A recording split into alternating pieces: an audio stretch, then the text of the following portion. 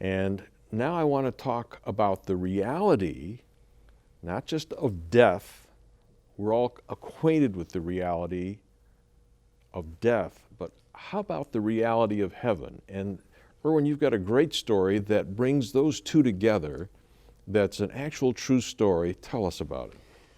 Well, you know, in the state of Iowa here in the United States, there was a girl who was dying. She was on a couch, and a pastor by the name of Pastor Sanborn visited her one Saturday morning, and it was clear that she was beginning to hover between life and death. And as she was lying there, sort of semi-conscious, she said, "I want to go in, but Mimi is going in ahead of me."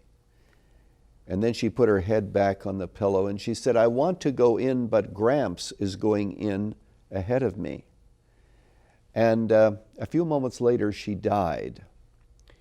Well, the pastor was very anxious to find out who was Mimi and who was Gramps.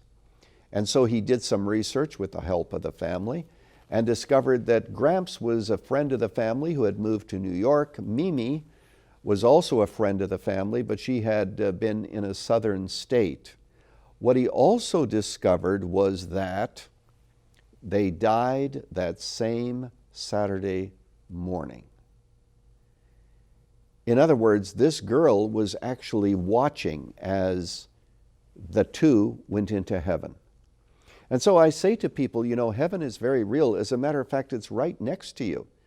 You know, a couple of heartbeats, if you skip those, you and I will be in eternity.